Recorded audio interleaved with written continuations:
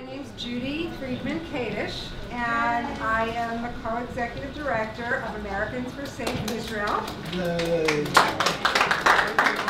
And we are very, very privileged to be in the home of our chairman, Mark Langfan. Unfortunately, he couldn't be here this evening. He didn't want to get everybody sick. So he's hiding out in a hotel. But we have a marvelous program for you tonight.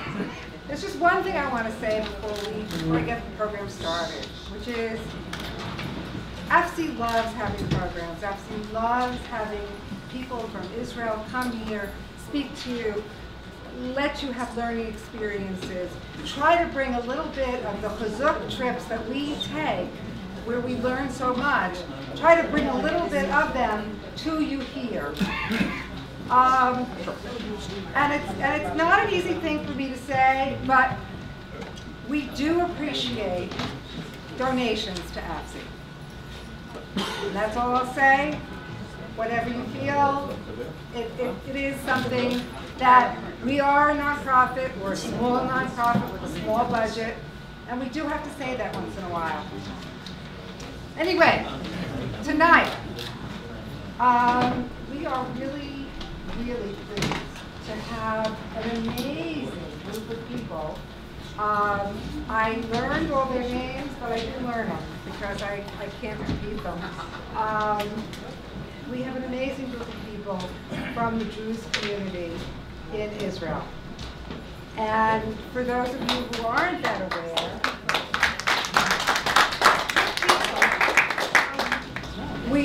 for those of you who are not that familiar with the Druze, they live in Israel, or some of them live in Israel.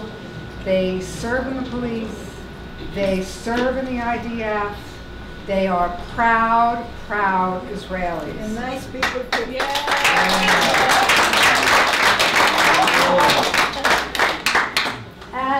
And we need to recognize that. And I think one of the things that brought it really to the fore is the terrible incident that happened at AHARON several months ago. And at that time, there was a Druze policeman who was off duty, not wearing a vest, who took it upon himself to go and protect the Jews who were praying in the synagogue on AHARON early in the morning. And I have chills because it is something that goes so above and beyond duty and responsibility. It is just something that comes from the heart. And when I met his widow this evening, I couldn't do anything but hug her because she's so lucky. She has so much family with her to take care of her. But there's nothing that can replace a husband. And so I hope you'll speak with us a little bit, and I'm so honored that you're with us. But you brought a lot of family with you. You brought leaders of the community. You brought retired colonels in the IDF. And so, without further talk, I introduce the Druze community. Okay. Good evening, ladies and gentlemen. Let me say that this is a great pleasure for us and great honor to be with you. And thank you very much for coming this evening. Thank you very much for giving us this opportunity to introduce our community. With us tonight, my name is Munib. I'm a retired colonel in the Army. I used to be the Israeli military attaché in Brazil. I used to be a deputy division commander in the Lebanese border, and I have served 29 years in the IDF.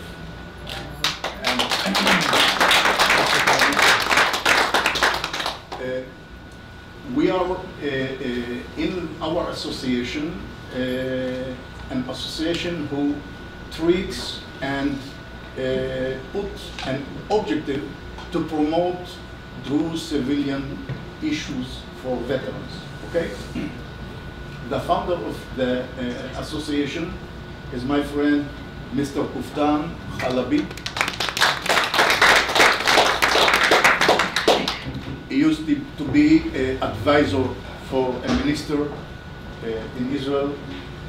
He's a politician, and he makes a lot of efforts in order to promote things in the community.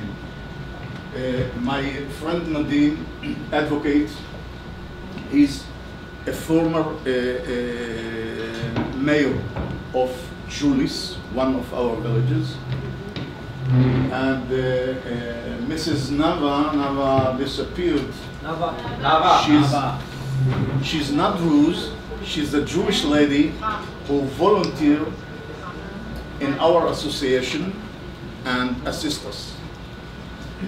And coincidentally, this week we have a great honor to have with us Saif, the family of our hero, the policeman who was killed in AHARON. First of all, his wife,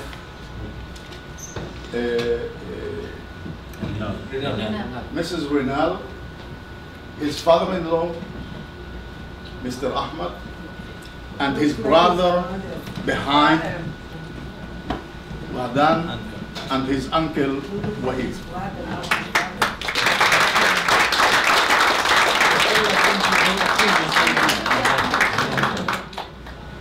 I think, for us, it's a great important to have this meeting, to give you some idea about our community.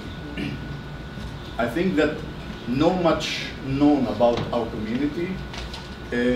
Our community is an integral part of the state of Israel. We are proud to be Israelis. We are proud to be part of this country. And I think the American Jewish are a very important part of the state of Israel. And both of us share the same concerns about Israel, the same love. And I got a feeling that there's not enough information about our community. This is the importance in my opinion. I don't believe that we can close all the gaps in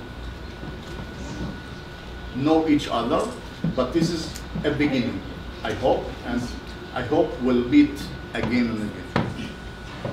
I will speak in 4 parts. The first one is to give you some basic information. Who are the Druze? And then I'll speak about our integration in the army service. Then the third part, I will speak about our integration in the country, in the civilian life, to give you the idea where we are in the country. And finally, the final part, I will speak about our association objectives. Okay? My friends,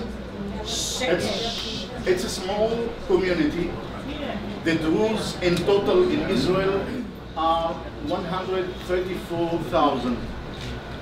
We live in 22 villages, 2 villages in the Carmel, in the vicinity of Haifa, 4 villages in the Golan Heights, which is the majority in the Galilee. So all of our villages in the extreme north. We are 1.7% of the overall population of Israel.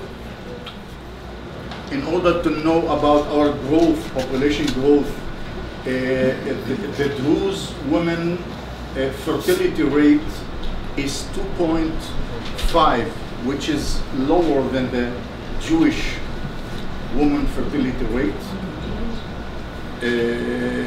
The Jewish fertility rate, the women fertility rate is 2.8. Christians in Israel, in order to know, 2.13, and Muslims 3.9. It's going down. Yeah, it's going down. It's going down. All of them, even the Muslims. Some basic information about the Druze religion. I guess I cannot, and this is a separate lecture, but some important point. It's monotheistic religion. We are not sect. Many people see the customs, the clothes, the language, we speak Arabic, and think that we are sect of Islam. We are not sect of Islam. It's completely separate religion. Our prophet is Jitro, not Muhammad. Our holy book called Hikmah, which means wisdom, and our place of prayer called Khilwa, not Quran, okay? And what's more important, the Druze religion got absolutely different nature. I mean, we are a religion that is non-missionary religion. That means that we don't want to dominate anyone. We don't want to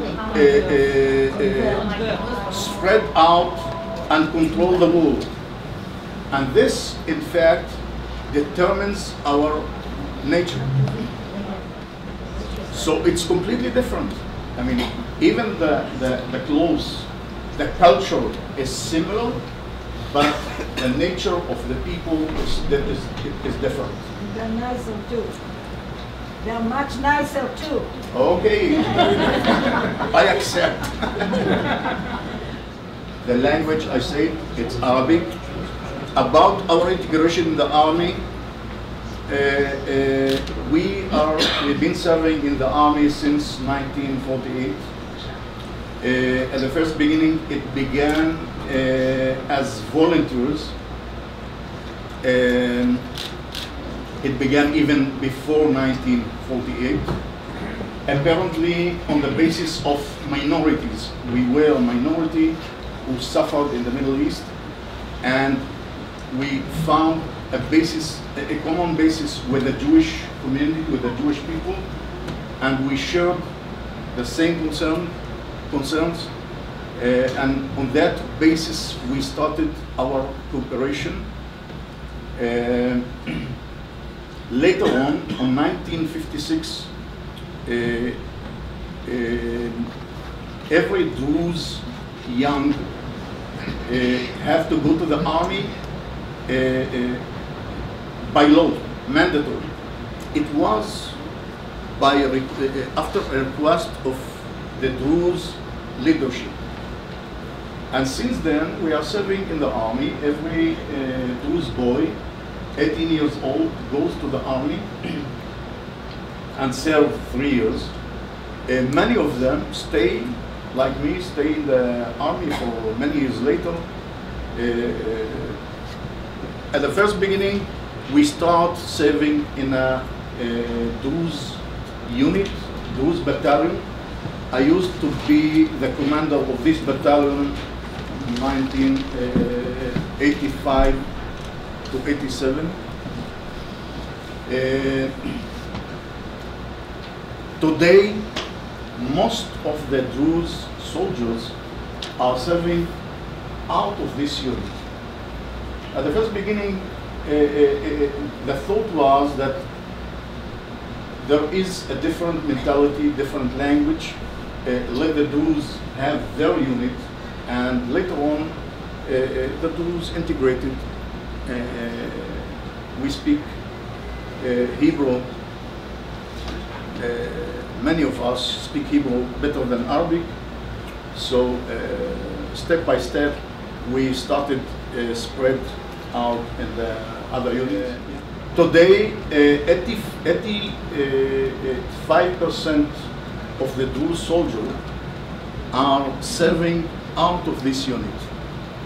In the whole units of the IDF, we got pilots, we got in the intelligence, we got in tanks unit, artillery, whatever, the Navy, special units. The army units were open to the Druze in 1972, and this is a process that started at that time. To let you know our percentage of young people who goes to the army, join the army, 83%, which is higher than the Jewish more than that. Jews. Half of them are serving in combat units, which is again higher than the Jewish community. We got more than 400 casualties, dead soldiers. The incident of Zidan Saif was the last one, but we have more than 400 dead soldiers, which are 2.3% of the overall casualties of the IDF. That means it's higher than our percentage in the population of Israel. Okay? We have many hundreds, maybe more, of wounded. I myself, I was injured in Lebanon, in a clash in Lebanon, 1992, and there are many of my friends who was wounded. Well, on this is, the part, this is the second part that shows you how this community is sharing the burden of the security of the state of Israel. What concerns me and us is how we are integrating in the civilian life. And let's take a look on that, and we'll give you some details about it. Do women serve in the army? No, Druze women, because of conservative reasons, like Haredim, they don't serve. Oh, I see.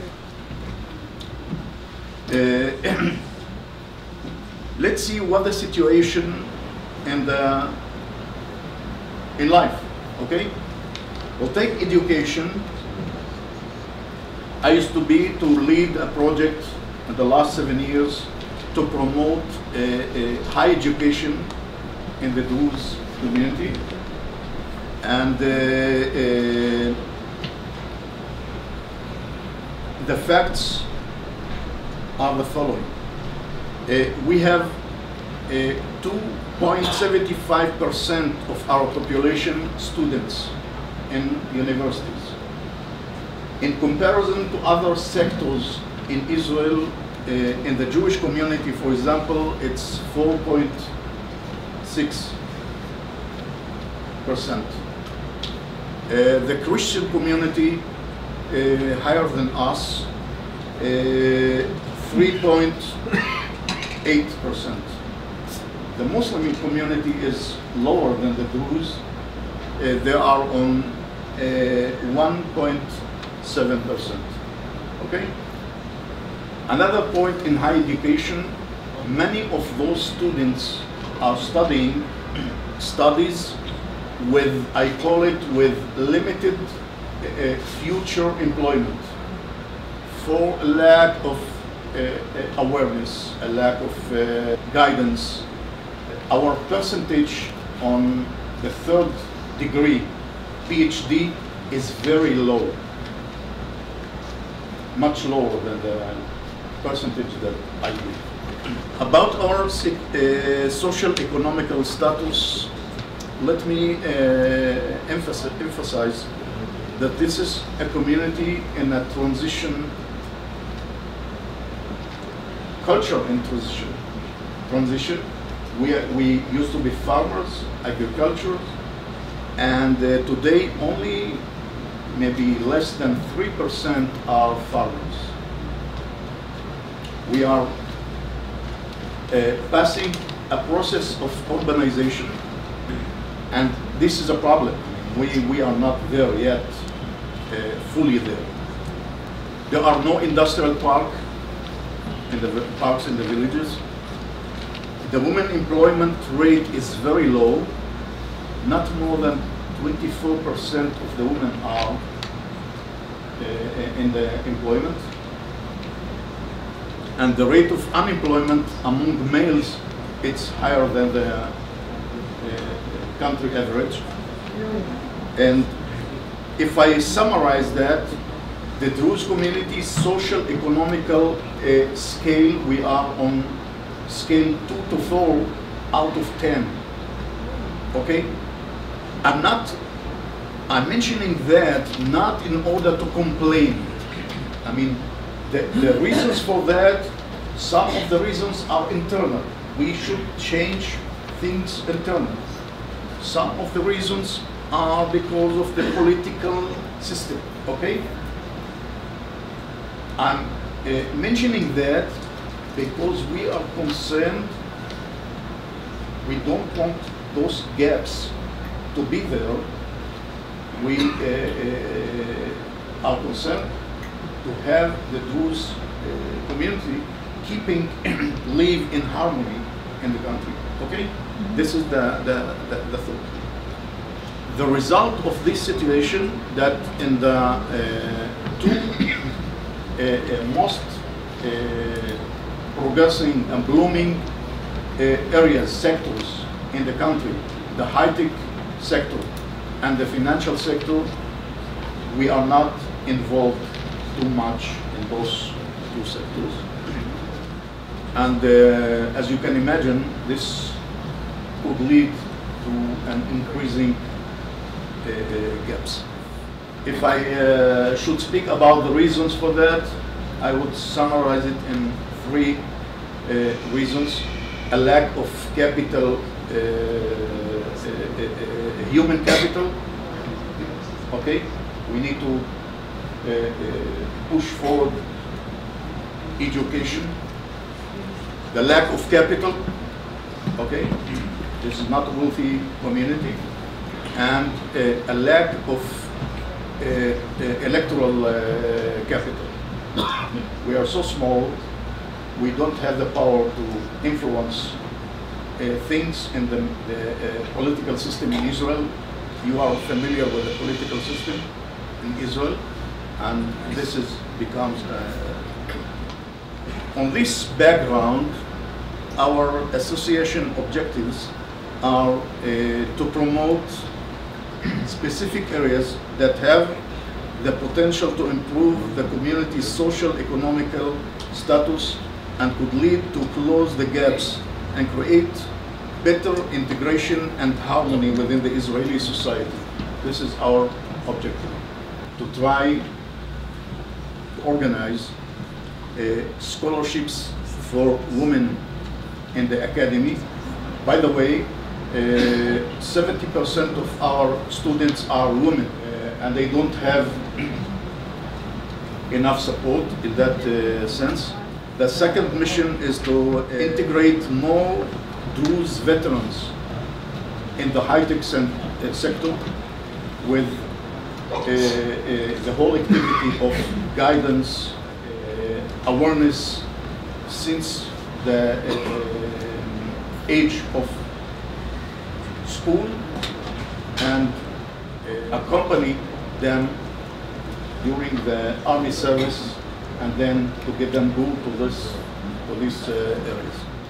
Our next steps, objectives, is to find some formula for women employment in the villages as a conservative community, to find a formula to find employment inside the village. this is, I mean, very, very briefly, to give you some idea about our community. Again, I would like to say that we don't, maybe when you hear the last part of our economical, social economical status, I said we are not complaining. I said we are concerned.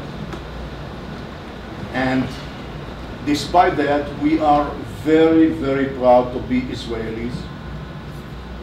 We want our young people to keep this heritage and to keep being part, very important part of the state of Israel. Thank you very much. And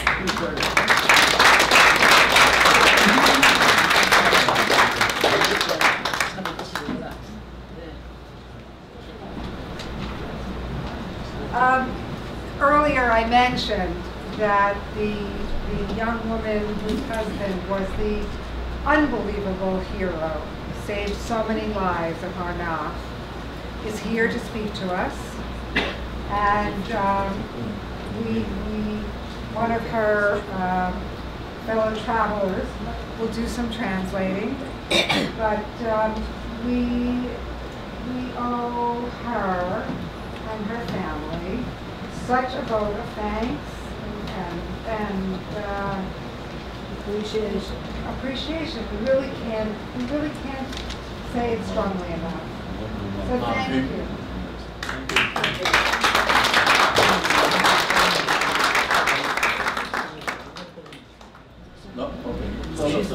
She's too shy. She believes in destiny, and that's how we believe in Druze people.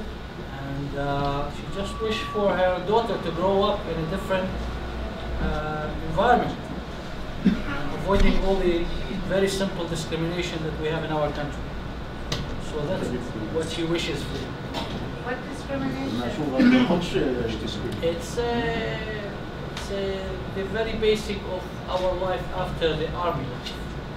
What do you attribute that to? It's very simple. We are just a little not considered the way that we should. That's why. Sadly, that we are pretty much involved in the country in every aspect. But we are very faithful. We don't let go of our country, and she wishes for a better future. We wish it for her. I was going to say, and we certainly wish for all of you the brightest and most beautiful future. Thank you.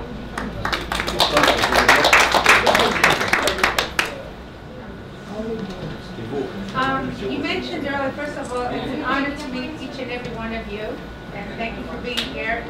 You remind me what goodness represents and what humanity should be like. I would like to just follow up on something that you said. You said that a large percentage of the population do take part in serving in the army. What do you attribute the fact that after they finish their duty to the nation, that they don't go on to higher education? Is it that the government doesn't finance it or give them the opportunity for higher education? Well, it's complicated. It's not black and white. Yeah. They don't have. The country doesn't finance anyone. I mean, not only the Druze. But since the economical basis of the Druze is weak, they have less conditions to go. There are internal barriers in the community. I mean, awareness in the community, readiness in the community, guidance in the community. I mean, not everything is the country. I would like to put things. Okay, well, thank you very much. Colonel Beta, I want to just mention that you're a 3 falafel colonel. In the United States, that would be considered a general. So we're really very, very honored, and you have an esteemed history in the Israeli army. And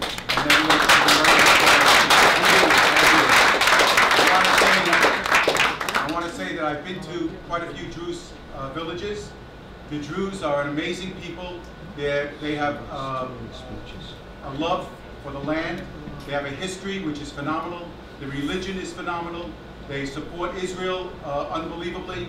And it's true, sadly, that there needs to be more efforts to integrate them better into the Israeli society. I know every time I've been in Israel and visited the Druze communities, they are the most beautiful. All the Israelis speak very, very highly of the Druze. And I have to tell everybody here that if you go to Israel, you must go to the Druze communities and you must go see them and visit them.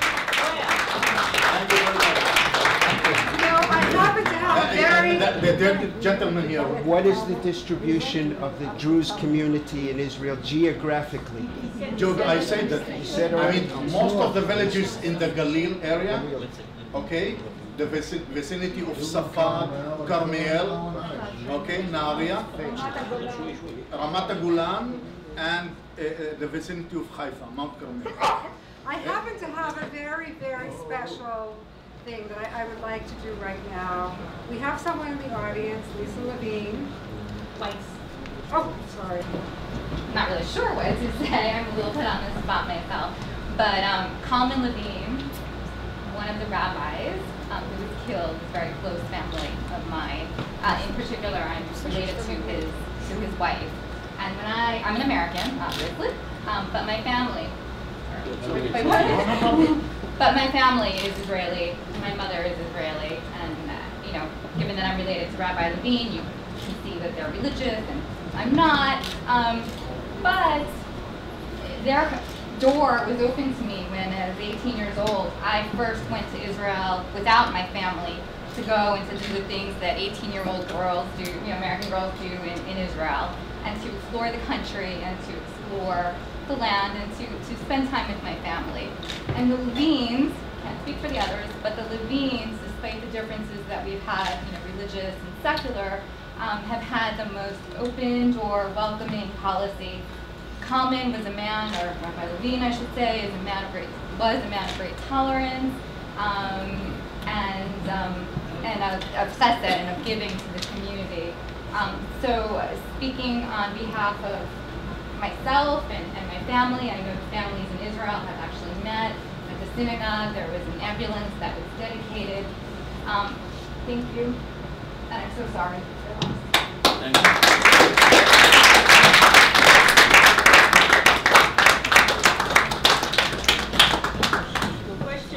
This lady, yeah. Hi, thank you so much for coming. It's an honor to meet you all. My understanding, and you can correct me if I'm wrong, is that the Druze religion, you believe that you must be loyal to the country that you live in. Right. And so, as a result, the Druze in Lebanon are loyal to Lebanon. Exactly. The Druze in Syria are loyal to Syria. Exactly. But yet, you're also related to the Druze in Lebanon and Syria. Mm-hmm. How do you deal with fighting against your brethren? Wow. Listen. In the Middle East, first of all, I used to say, it's not mathematics. 2 + 2 in the Middle East could be 7. It could be 3. Not necessarily 4. Okay? And I used to be an infantry soldier, commander. I have never thought when I was fighting, who's the guy 300 meters, 500 meters with the helmets? Is it Druze or not? This is not a situation. It doesn't happen that way. The Jewish people passed this situation in the World War II, the same one, yeah, the same situation. So when you fight, you don't think about it. You don't feel that. Okay, and during the Lebanon War, we fought against the Syrian army, and there are Druze there. And the Druze battalion fought on that area. So I don't know how to explain it. Maybe in the Middle East. Yes. So I just would like to say that what this gentleman said about the Druze is true. To know them is to love them. And I have a question. And I have a question. You said that 24% of the students are women. Is No. that 75%? 70%. Okay, 70%. My question is, are these women that are educated, 70% of them, will they be allowed to go out and work outside of the village? Well, this is a process that began. It's in a progress. Not all of them are going outside, but today is better than before. What is the percentage of the women who graduate and go out of the village? I don't know how much. It's a process. But it's important. Yeah, it's important. Can they teach? That's very important. It's important. That is totally. How can we help? Can I make a comment? We can help because we've explained when we invited everybody here. We said that what we were hoping that everyone would do would be to make some contribution to the Druze community for them to use for the needs that they have. So I hope before all of you leave, you will make some contribution, because you know that regardless of the wonderful deeds that they do and everything else, the bottom line on everything is to have a little cash flow, right? So we have to give them a little help with that. We never ask you to give money for AFSI when you come here, but we do ask that our guests have something to take away with them. I want to thank you so much for being here, and I had a wonderful opportunity to practice my Hebrew, my very bad Hebrew with this beautiful young lady, and she is so sweet and so special. And she has a little daughter at home, and she left her daughter so she can come to you and be with us. We are so grateful. I want to tell you that Americans for Safe Israel, as part of our regular routine, that we have Henry here, and we have Hannah, and we have, of course, Judy and Jonathan, and Janet, of course, and Claire. I'm going to leave people out. I know Lainey is here with us too, who come on our trips with us, to our semi-annual trips with us to Israel. And we have been to the Druze Community, and we went to the museum to see a very sad exhibit of the beautiful pictures of the boys who gave their lives for Israel. We are very appreciative of that. But on our trips also, AHARON, would you come up? We also have the opportunity to do so many things, so many extraordinary things. And one of the fellows who helps us so much with guiding around and going to very, very unusual places and so on is AHARON PULVER. AHARON is the director of the Israel Independence Fund, and he lives in Kfar Vradim, which is very close. Yes, he's a neighbor. He lives right up there in the Galilee, in a beautiful place where we visited. And we had, in Israel, there are so many gorgeous views. Wherever you go, I mean, there's like this breathtaking view, right? So we visited AHARON in his home and saw that. It was a very big treat. But I asked him to, he happens to be in America now. This is just a quick visit. And we were having this meeting. I asked him to come and talk to you about something that is of key importance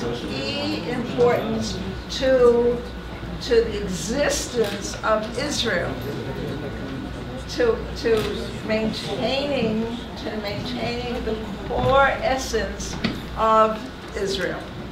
And what we're talking about is Hachabayit, the Temple Mount. And AHARON has started a special group, special committee to ensure the fact that the Temple Mount gained some prominence in the minds of Israelis who don't even know that it's there, don't know that we're supposed to visit it, don't know that this is something we have to hold on to. So, AHARON, if you would. I would be happy to. Yes, thank you. Good evening. First of all, I have to say I'm humbled to be speaking tonight to you all in the presence of the widow and the family of a true Israeli hero. I don't think that I could add much to say about the warmth that I personally feel for the Druze community in Israel. It turns out that Nadim and I happen to be neighbors. We live very close to each other. And I could tell you as a Jewish Israeli that when I visit a Druze village, which is actually quite often because I live less than 500 meters from a Druze village, I feel very much at home. On Israeli Independence Day, more often than not, there are more Israeli flags flying in their villages than in mine. On Israeli Independence Day, they celebrate Jewish independence in the land of Israel.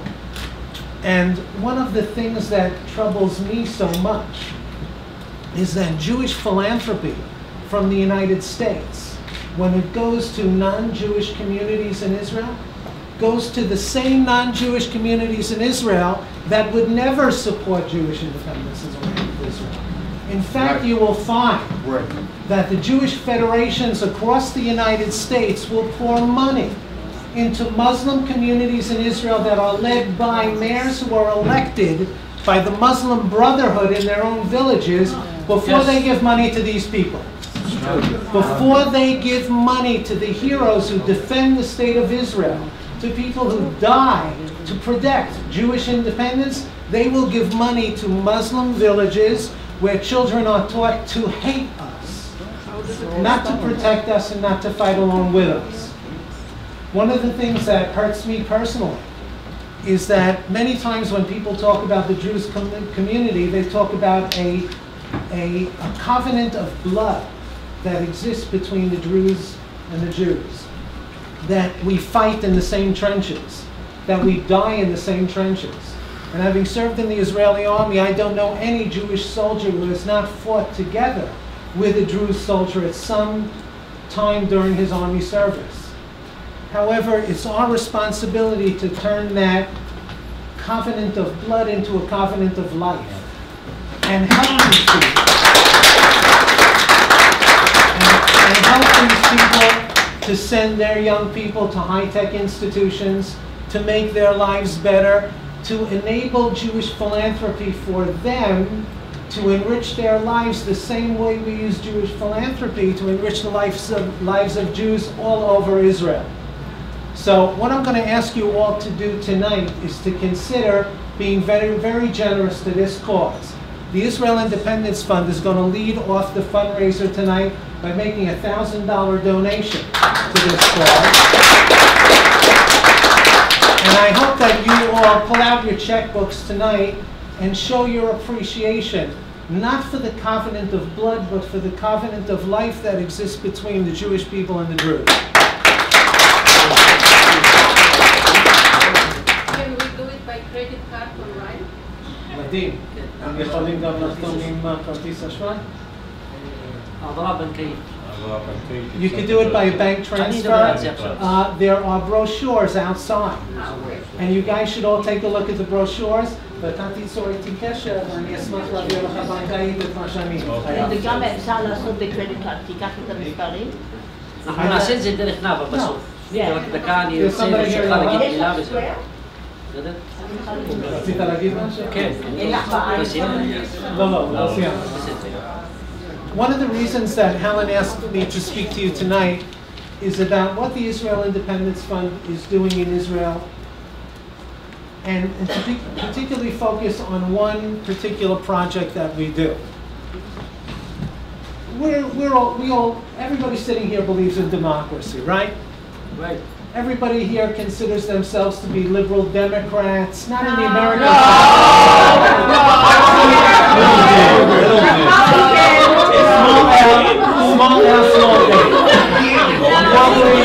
You all believe in human rights. You all believe in the right of people. Calm down. You all believe in the right of people to pray where they want to pray. You all believe in freedom of religion. You all believe in freedom of thought. You all believe that, for instance, in Israel, that a Muslim bus driver on his way from one point to another has a perfect right to stop his bus, to pull out a prayer rug, and to pray wherever he feels he needs to pray 5 times a day.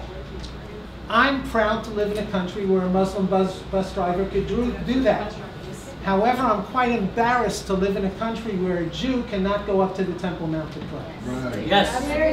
The holiest place to the Jewish people, I will be busted if I pray there. And I'm sure that all of you are aware of the horrific message that sends to the Muslim world. The message of the lack of Jewish rights and the violation of Jewish civil rights on the Temple Mount on a daily basis sends to our enemies is a message that we are passing with the wind. If the Jews cannot maintain independence over the place that is most central to their identity, if the Jews cannot maintain order in the place that is holiest to them and to their national ethos, if the Jews cannot pray in the place that they consider to be, in fact, the pinnacle of creation of the world, then our enemies understand that we don't have the strength to stay there, that we don't have sustainability. We intend to send a different message, not only to the Muslim world, but to the world in general. That the Jews are not a passing, flighting experience in the Middle East, but that we are here to stay, that we are in Israel to stay, and that in fact, the Israeli government's acquiescence to the violation of Jewish civil and religious rights on the Temple Mount is a grievous not only to the Jewish people, but to everybody who believes in liberal, democratic principles, where people have the right to pray in public open space. In that vein, we are appealing to the Supreme Court. In that vein, we created the Initiative for Jewish and Civil Rights on the Temple Mount, which until recently was led by our employee, Rabbi Yehuda Gleb. You're the one who was shot. Yeah. Terrorists, 3 months ago, tried to silence our efforts by shooting Yehuda Gleb. 4 bullets to his body. He survived, thank God, and he's well on the road to recovery. He's not back at work yet, but the fact that they tried to silence our efforts by attempting to assassinate our employee has not stopped us one iota. Despite threats against us all, we continue in our efforts to not only force the Israeli Supreme Court to guarantee Jewish rights the way they guarantee other minority rights, but to educate the Israeli public as well as to the consistent and daily violation of not only our civil and religious rights, but in fact of Israeli independence. If you go up to the Temple Mount, and of course there's a halachic question about whether you could go up to the Temple Mount or not go up to the Temple Mount. But if you could go up to the Temple Mount, and if you do go up to the Temple Mount, Jews are only allowed to go up to the Temple Mount through one of 9 gates. And we're only allowed to go up to the Temple Mount on certain days. And we're only allowed to go up to the Temple Mount for 1 hour in the morning and 2 hours in the afternoon. And if we get through all those impasses to go up to the holiest site to the Jewish people, if we mutter something or we move our lips, we'll be busted. If we pray, we'll be busted. We're frisked before we go up. We're not allowed to go up with a Jewish pendant around our neck. We're not allowed to go up with a Jewish prayer book in our hands. We're not allowed to go up with anything that indicates that we are in fact Jews. What type of message does that send? I don't know another people that would suffer this absolute offense, and I don't know another people who in their own country, in their own capital, would suffer the fact that our enemies run rampant in our holiest site. On a daily basis, flags of Hezbollah, flags of the Islamic State, of Daesh, are raised daily on the Temple Mount. There are daily demonstrations calling for the murder and slaughter of Jews on the Temple Mount. It can no longer be allowed. We will no longer tolerate it, and we will fight it in the courts. We will fight it with our bodies. We will fight it in any manner, shape, and form necessary until the Israeli government understands that we will not do that. The last thing I want to say to you is that I urge you all to participate in the AFSI tours going to Israel. For those of you who haven't been on an AFSI tour, you're missing out on seeing what's going on the ground. Taking an AFSI tour is like taking a college education of 4 years in a short 2-week period. You will walk away forever changed in terms of your own perceptions about Israel and how you see the conflict in Israel and how you see the reality in Israel on the ground. So for those of you who haven't gone, you must go. Forget about going with the other Jewish groups. They won't cross the 1967 artificial borders. They won't take you to see the most controversial things that you should see. What you should do is go with AFSI, and what you should do tonight is pull out your checkbooks and write a very generous check to send Druze college students in Israel to Israeli institutions so that they get a better education and can have better lives, because they're part of our collective future.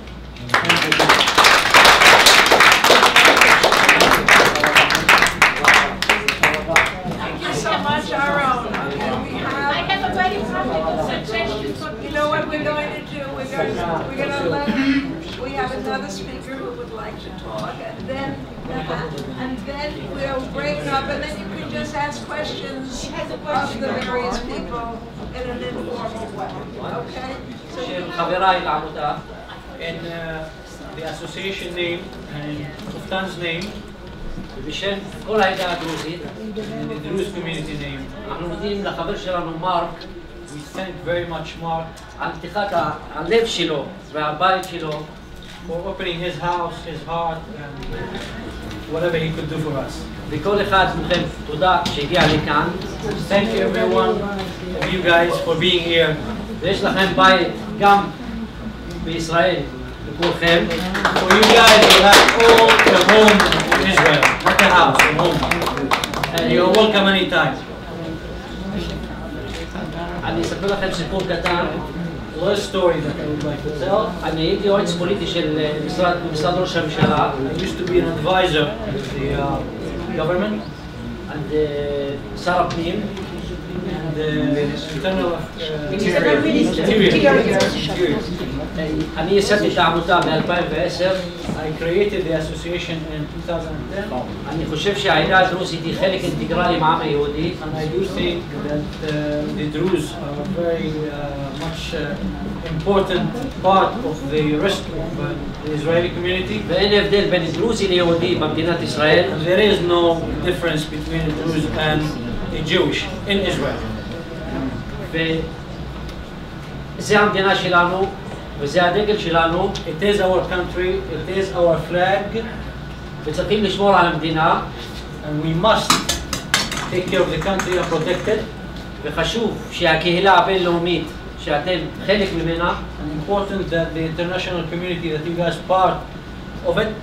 תדע על תרומת העדה הדרוזית למען ביטחון במדינת ישראל מ-1956 אפילו לפני קיום המדינה.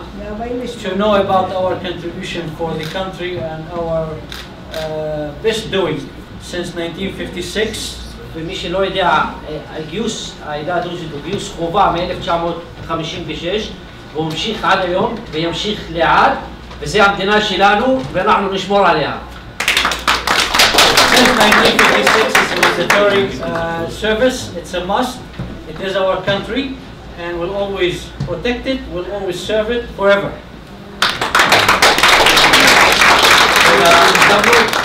שאנחנו הבאנו את משפחת בנאל. We had the privilege to bring שאיבדה את בעלה בפיגוע בירושלים. That she had lost her husband in the Jerusalem incident. שהגן בגוף שלו על מתפללים יהודים. That he protected with his heart and his body people that they prayed in the Knesset.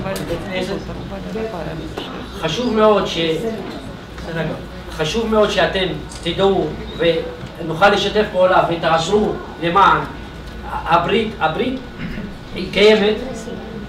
It's very important that you guys try to help us as an association to help the rest of the Druze community, the released soldiers, in a way that we can see and can make a difference. Do you have a website? Yes, we do. And the brochure. תודה רבה שוב פעם. Thank you very much again and again.